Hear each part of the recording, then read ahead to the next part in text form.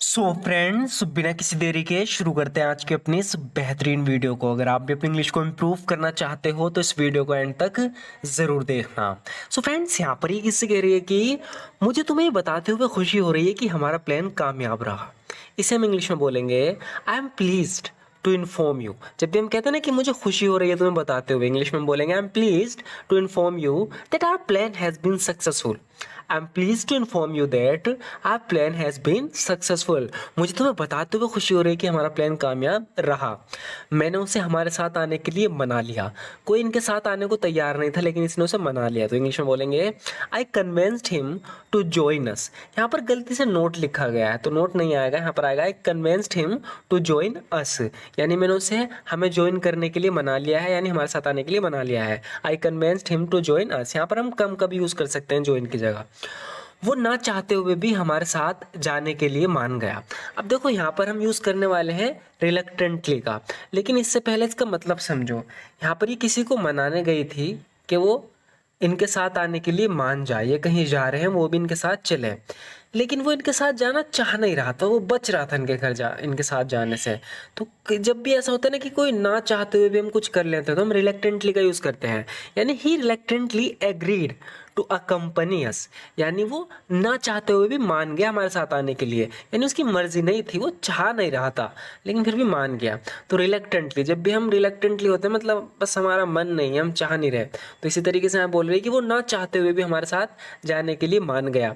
He reluctantly agreed to accompany अस। ये इसे हम इस तरीके से बोल सकते हैं even though he didn't want to, हालांकि वो चाहता नहीं था। ही एग्रीड टू जॉइन अस, वो हमें ज्वाइन करने के लिए मान गया, नहीं हमारे साथ आने के लिए मान गया, हालांकि वो चाहता नहीं था ऐसा। Even though he didn't want to he agreed to join us. लेकिन इसे बोलने का बेहतरीन तरीका यह है कि आप सिंपल ऐसे बोल दो ही रिलक्टेंटली एग्रीड टू अकम्पनी अस, यानी वो ना चाहते हुए हमारे साथ आने के लिए मान गया। वो शुरू में हमारे साथ आने से हिचकिचा रहा था लेकिन अंत में मान गया। अब यहाँ पर बता रही कि इनिशियली, इनिशियली मतलब शुरुआत में जब इससे बात करने गई तो वो हिचकिचा रहा था इनके साथ आने के लिए। कह रही कि initially he was hesitant to join us. Hesitant यानी हिचकिचाहट सी थी उसमें। Initially he was hesitant to join us, शुरू में वो हमारे साथ आने से हिचकिचा रहा था। बट इवेंचुअली, इवेंचुअली यानी अंत में, लेकिन अंत में ही एग्रीड, वो एग्रीड हो गया यानी मान गया। Initially he was hesitant to join us but eventually he agreed, शुरू में वो हमारे साथ आने से हिचकिचा रहा था लेकिन अंत में मान गया। बहुत समझाने के बाद उसने ना चाहते हुए जॉब ऑफर को स्वीकार कर लिया। यानी इसके पास कोई जॉब ऑफर लेके गई थी, वो बच रहा था, वो जॉब ऑफर को एक्सेप्ट नहीं करना चाहता था, उसे जॉब पसंद नहीं थी। लेकिन जब इसने बहुत समझाया तो उसने ना चाहते हुए भी जॉब के ऑफर को स्वीकार कर लिया। तो फिर से आ रहा है ना चाहते हुए, यानी वो बच रहा था, तो हम यूज़ करेंगे रिलेक्टेंटली का। तो यहाँ पर आफ्टर मच परसुएशन, यानी काफ़ी परसुएशन के बाद, काफ़ी समझाने के बाद, ही reluctantly accepted the job offer, ना चाहते हुए भी उसने जॉब ऑफर को एक्सेप्ट कर लिया, स्वीकार कर लिया। आफ्टर मच परसुएशन, काफ़ी समझाने के बाद, ही reluctantly accepted the job offer. तुम वहां जाने के लिए इतनी बेकरार क्यों? इससे कह रहा है कि तुम वहां क्यों जाना चाहती हो, सबको अपने साथ ले जा रही हो, इतनी बेकरार क्यों हो? तो बेकरार के लिए हम यहाँ पे यूज करेंगे डेस्परेट का। Why are you so desperate to go there? Why are you so desperate to go there? तुम वहां जाने के लिए इतनी डेस्परेट क्यों, इतनी बेकरार क्यों हो? Why are you so desperate to go there? या हम ऐसे बोल सकते हैं why are you so eager to go there, यानी इतनी उत्साहित क्यों हो तुम, इतनी बेकरार क्यों हो जाने के लिए? Why are you so eager to go there? तुम्हें वहां जाने की इतनी जिद क्यों हो रही है? अब जिद हो रही है, वैसे तो हम जिद के लिए बहुत वर्ड के यूज कर सकते हैं, लेकिन यहाँ पर जो सबसे बेहतरीन तरीका है इंग्लिश में बोलने का, हम कह सकते हैं कि why are you being so adamant. Adamant का मतलब होता है जिद पर से, किसी चीज की लग जाना। Why are you being so adamant, यानी तुम इतनी जिद्दी क्यों हो रही हो अबाउट गोइंग देयर, वहां जाने के लिए। Why are you being so adamant about going there? तुम वहां जाने के लिए इतनी जिद क्यों कर रही हो, इतनी जिद्दी क्यों हो रही हो? अगर ये प्लान फेल हो गया तो, कह रहा है कि तुमने इतनी मेहनत करी, लोगों को समझाया, इतना पैसा लगाया इस प्लान में, अगर ये प्लान फेल हो गया तो, इस तरीके से हम बोलते हैं ना अगर ऐसा हो गया तो इसके लिए हम यूज करते हैं व्हाट इफ का। तो कह रहा है कि अगर ये प्लान फेल हो गया तो, what if this plan doesn't work out? What if this plan doesn't work out? ध्यान रखना यहाँ पर हम प्रेजेंट इंडेफिनेट का यूज़ करेंगे, सिंपल इंग्लिश का। व्हाट इफ़ के बाद जो भी हम यहाँ पर सेंटेंस यूज़ करेंगे वो कौन सा करेंगे, प्रेजेंट इंडेफिनेट, डू डज वाला।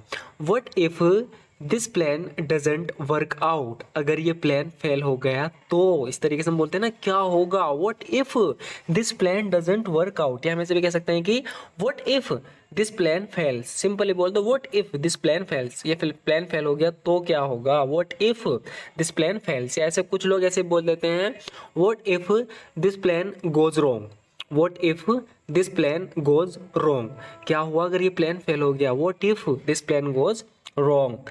अगर वो एन वक्त पर अपने वादे से पीछे हट गया तो क्या, फिर से ऐसा ही हो रहा है कि अगर ऐसा हो गया तो क्या होगा, तो फिर से व्हाट इफ का यूज करेंगे। What if he backed out from his promise at the last moment, यानी जिसने इसे मनाया अपने साथ आने के लिए वो ना चाहते हुए माना, यानी उसकी मर्जी नहीं थी, तो इसलिए कह रहा है कि उसने वादा तो कर लिया आने का, क्या पता वो टाइम के टाइम मुकर जा, ऐसा भी तो हो सकता है ना, इसके लिए हम बोलेंगे at the last moment. What if he backed out from his promise at the last moment, अगर वो एन वक्त पे अपने वादे से पीछे हट गया तो क्या। जैसे कि तुमने अभी कहा था कि उसने ना चाहते हुए हाँ की है, यानी वो मान तो गया लेकिन वो ऐसा चाह नहीं रहा था, रिलेक्टेंट था वो, तो कैसे बोलेंगे, just as you said now, just as you said now, यानी जैसे तुमने अभी कहा था ही हैव रिलेक्टेंटली एग्रीड, कि वो ना चाहते हुए माना है, ही हैव रिलेक्टेंटली एग्रीड, यानी उसकी मर्जी नहीं थी फिर भी वो मत मान गया।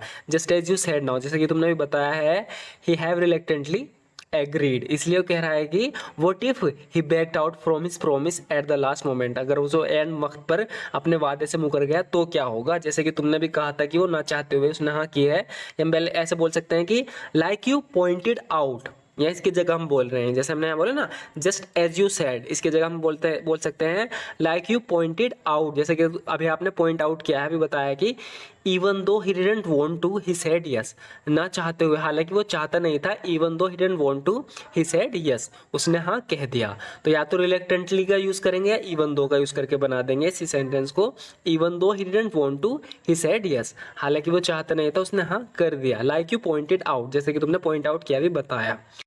हमें कुछ और भी सोचना होगा, ये कह रहा है कि what if this plan fails, यानी अगर ये प्लान फेल हो गया तो क्या होगा, हमने इतनी मेहनत की, इतना पैसा लगाया है, what if this plan fails, अगर ये प्लान फेल हो गया तो क्या होगा, इसलिए कह रहा है कि हमें कुछ और भी सोचना होगा।